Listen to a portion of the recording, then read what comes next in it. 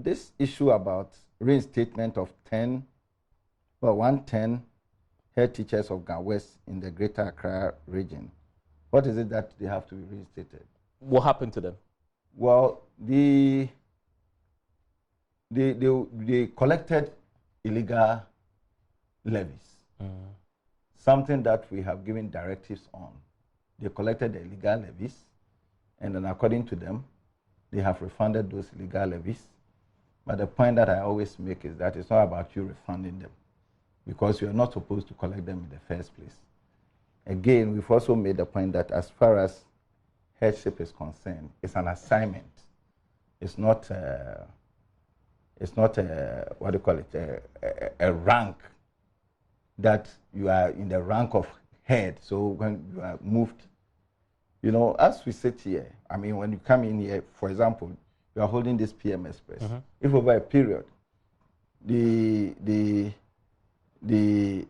joy realizes that you are not doing it the way that they'll just shift you, get someone who can do it better. You know, so if you've been given an assignment and over a period you continue to do the things that you are not supposed to be doing, you have heads who were not supposed to collect this money, but they collected. We brought them, and then they apologized. They went back and then collected 3 times. Some of them came to lie down in the office to beg and all that. What do you do? What you're simply telling us is that you are not up to it. If anything, probably we'll have to give you some training and retraining. They petitioned NAT. We had a meeting with them, and we also gave them certain things that they were supposed to do. They have not done their bit of it, and I don't see why you strike because somebody did not do the right thing, and we've moved him. So now we don't have to discipline anybody. Is that what we want as a country? Can they be reinstated?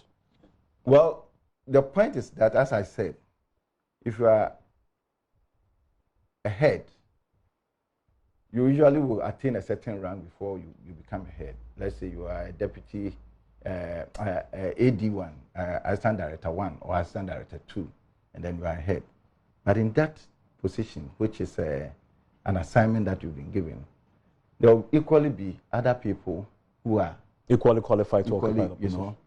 So elsewhere, especially in the university, for example, headships are rotational, and it gives people the opportunity to come out as leaders. You know, we give a lot of people the chance to also show to us their abilities that they can exhibit out there.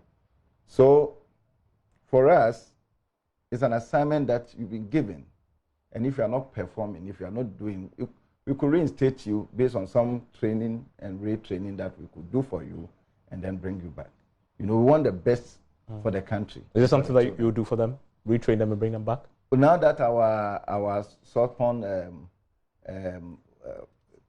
center is ready, we're going to do a lot of trainings in leadership, and they are all potential people that will be training in leadership for heads and then for all our leaders. Above all, tomorrow is when they're beginning the strike. Schools are reopening. Nobody wishes that this will happen because it might affect the children. What do you say to the NAT members and NAT itself tonight who may be watching ahead of the strike tomorrow? So all that I say is that these issues are issues that we are resolving them. For example, if you take the GES SIC life insurance policy, as we sit now, we've held on. I mean, we've stopped the deductions. You know, would there be a refund for those collected over the period? Refund. Oh, I think the deductions are only 2. Okay. You know, 2. But we have indicated much earlier that if you are not interested, back out. And then when we met the unions, we all agreed that in principle it is something that is good. Probably it is the approach to it. So we've agreed to form a tripartite committee, the unions, GES management, and then SIC Life, which we are all working on. You know, so within this period that we've suspended it, is there a need for us to go on strike? And NAT was represented in there. And I believe that national NAT communicated effectively to their people. You know, they communicated effectively to their people. So as far as I'm concerned, this is not something that we have brushed off. These are issues that we are engaging on several. The delays in the payments are not that there isn't money to pay, but it was as a result of a change of the system for the IPPD. We're now moving into a new system, which is not a GES issue. It's a public service commission. We're working with public service commission and also with controller and accountant general and then finance. And we have, on a number of occasions, given us statements and announcements on these issues and how we are working it out.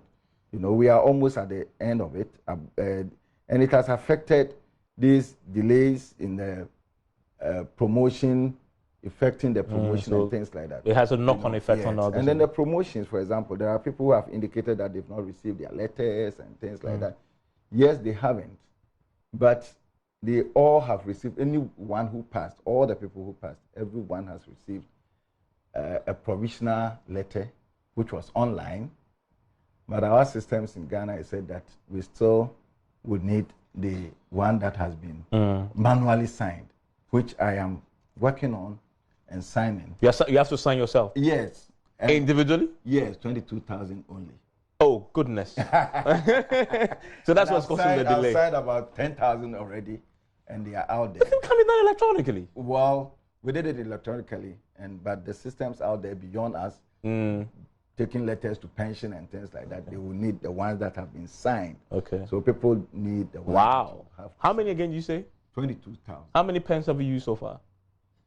With the ink. I haven't counted actually.